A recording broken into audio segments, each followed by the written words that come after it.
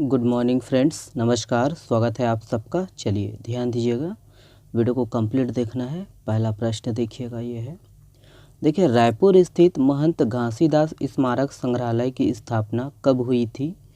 तो यहाँ पर ऑप्शन है, देखिएगा।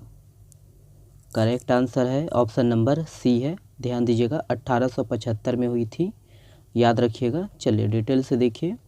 ध्यान रखना है कि रायपुर स्थित महंत घासीदास स्मारक संग्रहालय की स्थापना 1875 में हुई थी और इसकी जो स्थापना है राजनांदगांव के महंत घासीदास ने की थी, याद रखना है। और स्मारक संग्रहालय, याद रखना है दोस्तों, ये जो स्मारक संग्रहालय है वो देश के पहले 10 स्मारक संग्रहालयों में से एक है।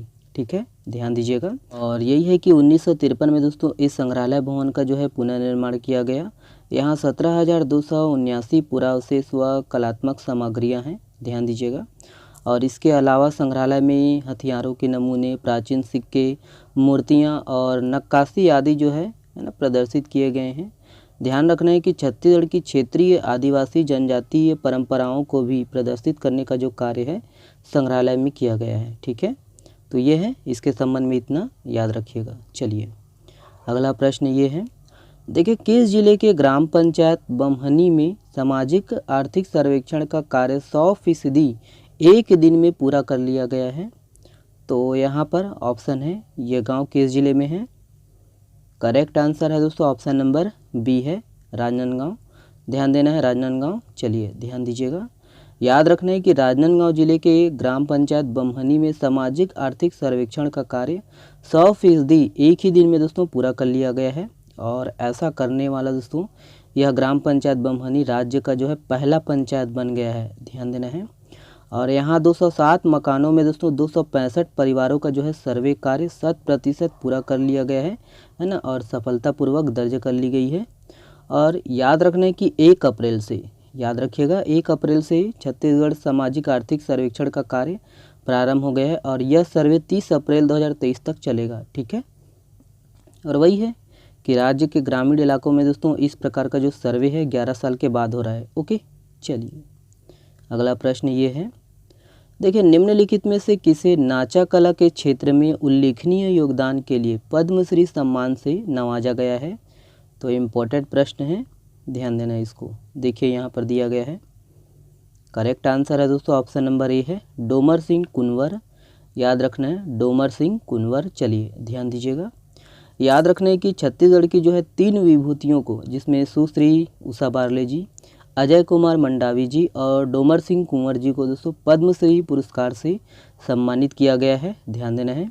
और राज्य गठन के बाद दोस्तों ये पहला मौका है जब किसी एक साल में राज्य के, है ना, राज्य से दोस्तों 3 हस्तियों को पद्म पुरस्कार से सम्मानित किया गया है।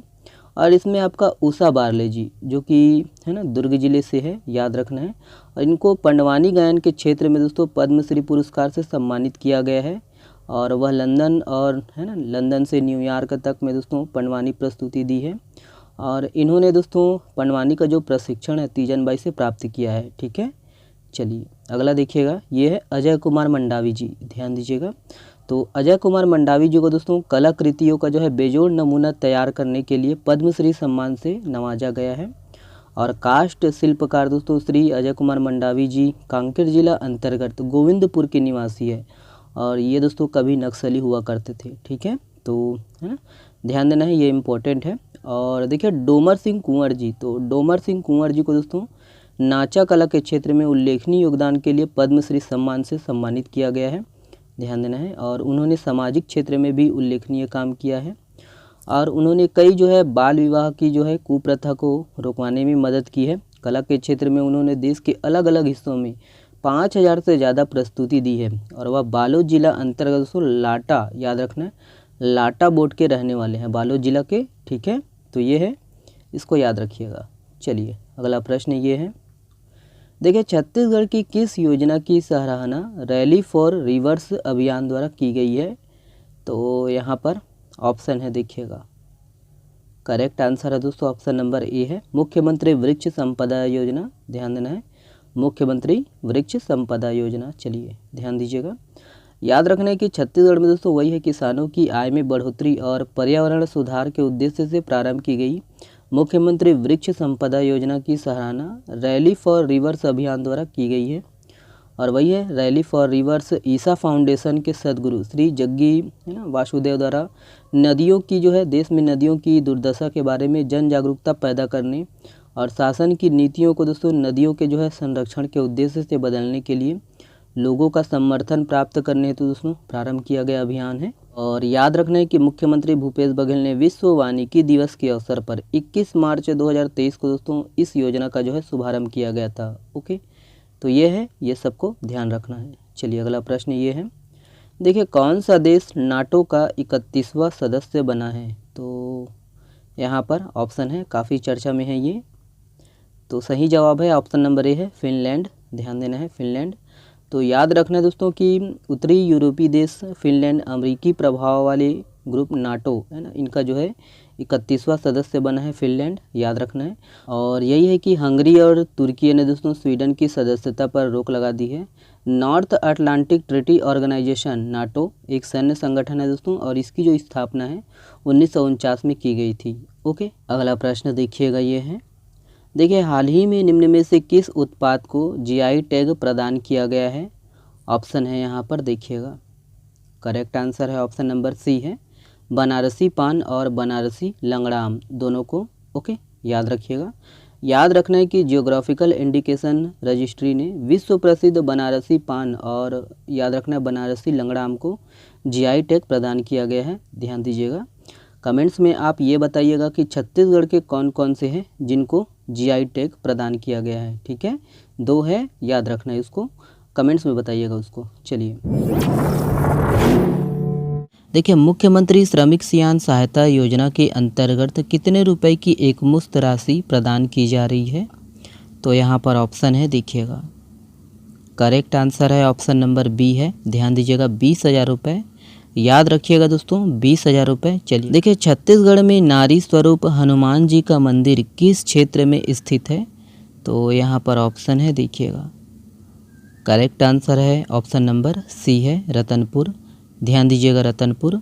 देखिए, धरती पूजा खद्दी पर्व छत्तीसगढ़ में कब मनाया जाता है? तो यहाँ पर ऑप्शन है देखिएगा, करेक्ट आंसर है ऑप्शन नंबर ए है चैत्र पूर्णिमा। ध्यान दीजिएगा, चैत्र पूर्णिमा। देखिए, पंडित रविशंकर शुक्ल विश्वविद्यालय के नए कुलपति किसे नियुक्त किया गया है? तो यहाँ पर ऑप्शन है देख लीजिएगा, करेक्ट आंसर है दोस्तों ऑप्शन नंबर बी है डॉक्टर एस.एन. शुक्ला। याद रखना है डॉक्टर एस.एन. शुक्ला। ठीक है, चलिए देखिए, IJR 2022 की रिपोर्ट के अनुसार न्याय प्रक्रिया के मामले में छत्तीसगढ़ का देश में कौन सा स्थान है? तो यहाँ पर देख लीजिए, दिया गया है। तो इसका जो सही जवाब है, सही आंसर है ऑप्शन नंबर सी है 9वां। ध्यान देना है 9वां। देखिए, श्याम गुनगुट्टा मध्यम परियोजना किस जिले से संबंधित है? ऑप्शन है यहाँ पर देखिएगा, करेक्ट आंसर है ऑप्शन नंबर बी है सरगुजा। याद रखना है दोस्तों, सरगुजा। चलिए, ये वाला प्रश्न आप लोगों के लिए है। इस प्रश्न का जवाब आप लोग को देना है कमेंट्स बॉक्स में।